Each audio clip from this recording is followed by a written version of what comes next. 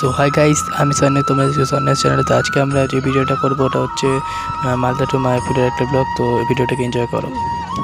So এখন বাজে হচ্ছে 6টা, আর ট্রেন আছে 6:15টার সময় Howrah intercity.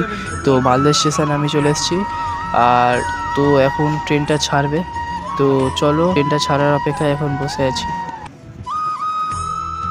2000 years later. So train এখন ছেড়ে দিয়েছে, আর আমরা মালদা স্টেশন থেকে বেরিয়ে গেছি। এখন মালদা স্টেশন থেকে আমরা বেরিয়ে গেছি। তোমরা দেখতেই পাচ্ছ, ভিডিওটাকে একদম এনজয় করো। অল ডিটেলস এই ভিডিওটার দ্বারা পেয়ে যাবে। ভিডিওটাকে ভালো লাগলে অবশ্যই লাইক করে দেবে, এবং চ্যানেলে প্রথম হলে চ্যানেলটাকে সাবস্ক্রাইব করে দেবে, এবং বেল আইকনটি প্রেস করে দেবে। যতটা পারবে ভিডিওটাকে শেয়ার করার চেষ্টা করবে।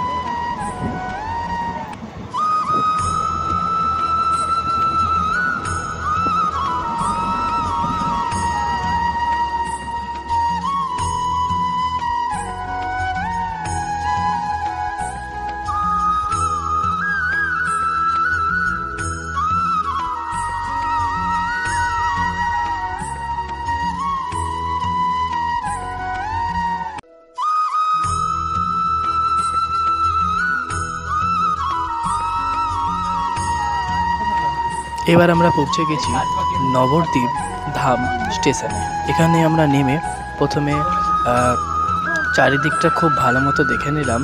এবার রওনা দেব। স্টেশন থেকে বেরিয়ে সোজাসুজি আমরা লঞ্চ ধরে সেখান থেকে এই গঙ্গা নদীটি পেরিয়ে ওপারের দিকে রওনা দিলাম। এই লঞ্চের ভাড়া মাত্র 10 টাকা করে নেবে।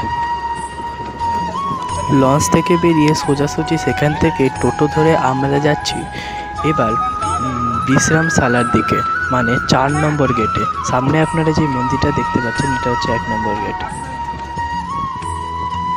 আমরা যখন এসেছি তখন কাজ চলছিল না আমার।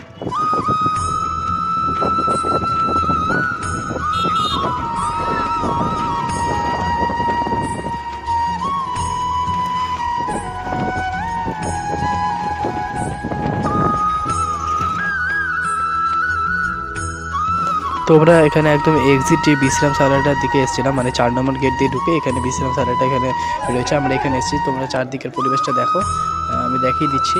তো আবার আমি বারবারই বলছি, ভিডিওটা ভালো লাগলে অবশ্যই লাইক করবে, এবং চ্যানেলে নতুন হলে চ্যানেলটাকে সাবস্ক্রাইব করবে। এবার আমরা মন্দিরের দিকে ঢুকে গেছি, এবং এটা 1 নম্বর গেট যেটা ছিল। আমরা মন্দিরের দিকে এবার আস্তে আস্তে ঢুকছি।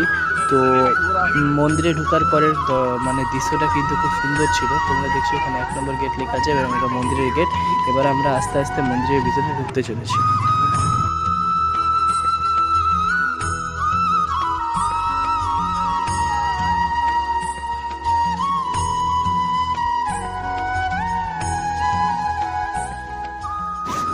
তো খাওয়াটা আমরা ঢুকে গেছি, আর এখানে অনেকজন খাচ্ছিল, তাই বেশিক্ষণ ধরে ভিডিওটা করলাম না। ভিডিওটা এতটুকুই করলাম। ভিডিওটা ভালো লাগলে অবশ্যই লাইক, কমেন্ট, শেয়ার করবে, এবং চ্যানেল নতুনটাকে সাবস্ক্রাইব করো। হ্যাঁ, সব থেকে বড় কথা হচ্ছে খাওয়ার টিকিটের দাম। হ্যাঁ, তোমরা মাত্র 40 টাকায় ভালো মতো এখানে পেট ভরে খাবার খেতে পারবে।